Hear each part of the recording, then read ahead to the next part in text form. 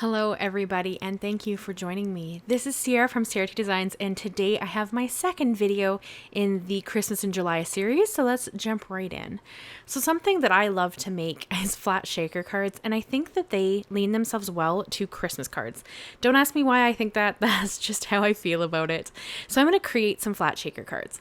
So I cut down a piece of watercolor cardstock here. I'm cutting it to be about 1/8 of an inch smaller than my A2 base. This just allows room for the plastic to wrap around to create that shaker pocket and still have it stay within the base.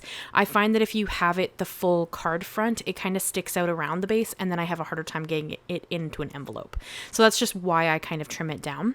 And then I brought in two Tim Holtz stamp sets. It's Mr. Frosty and a stamped timber set from 2022. It doesn't matter. Pull out some snowflakes, because all I'm doing here is kind of creating my own pattern paper. If you have pattern paper you love that you want to do this over top of, you can do that. I just tend to like to make my own because I like to play with all of my sprays and inks and whatnots. So I tend to do that. But if you want to make this even quicker, use pattern paper you have in your stash, and that would work really well for this. So I am going to white heat emboss all of those snowflakes throughout the background. I chose to do this because I thought it would look really fun in the background. This doesn't need to be perfect because you're not going to see it. Or you're going to see it, but it's not the focus of the card, right? Like, you're more focused on the holographic in the front and the fact that it shakes around than anything else. So it's really not a concern if you have two snowflakes overlapping. I did in my background. I missed an area completely, had to go back in with some stamps like right here to fill in a few areas that were just really blank, but it doesn't need to be perfect. It just needs to have some interest in the background. Now this watercolor paper, it doesn't really like embossing powder for some reason. It tends to try to suck up the ink so that my embossing powder doesn't stick really well, but it doesn't matter in this case because, like I said again, you're not really gonna notice the snowflakes first. You'll see them inside of the shaker window, but it's not what you're focusing on, so it really doesn't matter that some of it's kind of patchy. It just looks, like there's snowflakes inside. And for me, that's why I'm using this paper for this, because it doesn't matter. And I need to use up the supplies that I have on hand. So this is, I believe, Canson watercolor cardstock. I want to say that's not what I'll have linked. I'll link you to the distress stuff because it embosses beautifully, but I have some, so I'm going to use it. That's just, one of those things. And I am only making 2 cards in this video just because I don't need a whole bunch of shaker cards on hand. I think that they're really fun, but I don't reach for them as often to send to people because they're a little bit thicker. So I kind of just made 2. And then I am going to use my sprays for the backgrounds. So I brought in 4 colors of mica spray. I'm going to use Snow Flurries and WinterBerry. That's what I have here, which is kind of like a pinky color and a bluey color. They're really pretty together. I really like them. And these are mica sprays, so they have that really shimmery shine mica in the background. You could use any sprays for this. I just chose those because I love my micas, but any spray you have on hand would work. You can ink blend too. It's just that I haven't used my sprays in a while, so I thought they would be really fun in this instance. And then I also brought in Sugary Gumdrop and Frosty Mint. So this is going to be your more traditional-ish palette because this is, a green and a red, though it's kind of a corally red, but it reads traditional to me, so I thought that it would be kind of fun to give you guys just a little bit of a more traditional color palette, if that's something you need to see. I know sometimes it's hard to imagine things if you can't see them, so I did grab a traditional color palette more so for the secondary card. But again, you can do this in any colors. And if you don't want this to be a Christmas card for whatever reason, you could easily make this a birthday card. You can make it like a hello, thinking of you, really anything other than I don't know if I would send a shaker card for a sympathy card, but you could if you were good friends with the person and you knew that they would appreciate it. So I think that it could be, a lot of different things. Thank you. I happen to be in July, so of course I am making Christmas cards, but this would lean itself well to be, pretty much anything. So I did actually splatter on just a touch of Fossilized Amber Spritz. You could skip this step. Again, you're not really going to see it. This is just because I like texture and I wanted just that little bit of gold in the background, but you don't really see it once we kind of get this shaker put together. So you could skip that step and it'd be perfectly okay. Now this is the packaging from the Mr. Frosty stamp set because I literally just bought it. It took a while to come in, and so I've had it sitting aside at my local stamp store or my local crafty store just because I was nowhere near ready making Christmas when it finally did come in, and thankfully they're really kind and just let me kind of put stuff on hold for a little bit. So this is the Tim Holtz packaging from that stamp set that I'm using here, and I'm going to give myself, it would be about 1/4 of an inch on each side of the card panel. That just gives me a lot of plastic to fold over so that I'm not worried about not having enough. It's better to have too much than not to have enough in this because your shaker bits will fall out.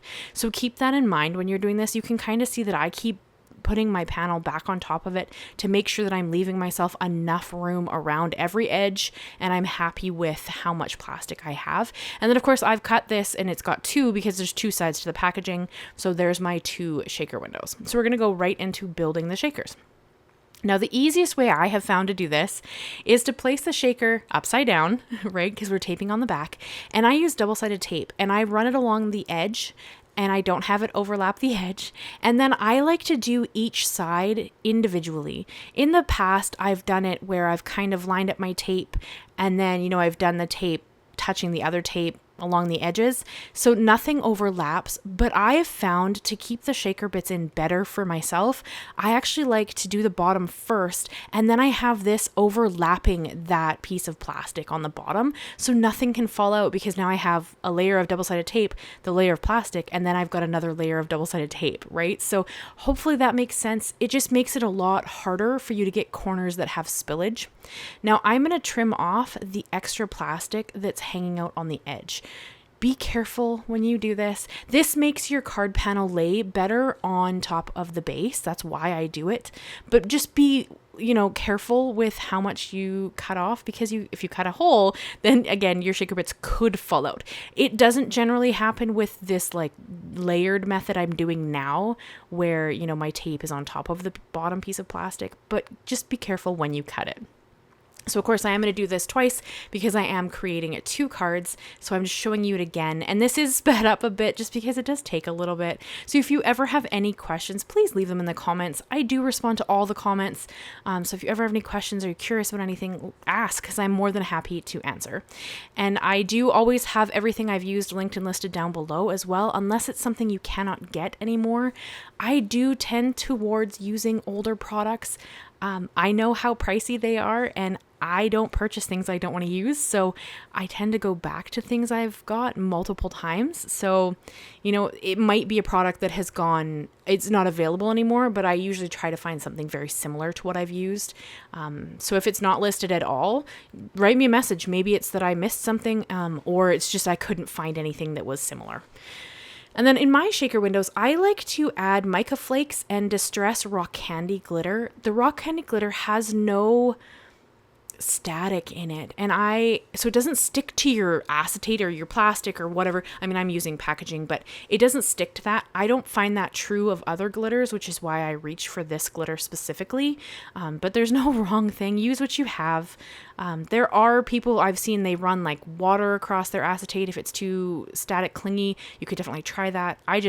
I've had the most success with Distress Rock Candies and the Mica, so that's what I go to. And then I'm going to seal up my shaker windows, and we're going to start working on my sentiments.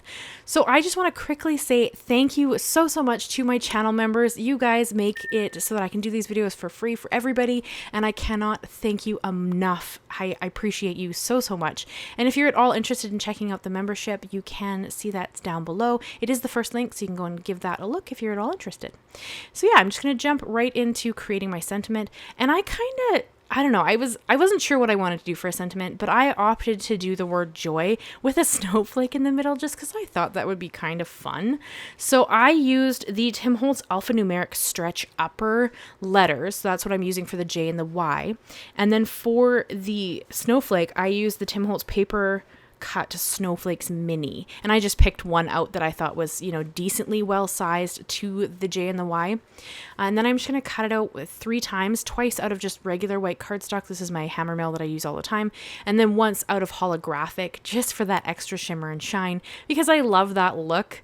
It's one of my favorite things for Christmas cards. You guys will see that I I use everything when I do Christmas cards. You know, I reach for shimmery things and shiny things and glittery things and sparkly things just because I can. I don't think there's ever a limit when you're doing Christmas cards. I think you can kind of go all out for the fun stuff when you're doing it. So that's kind of what I end up doing.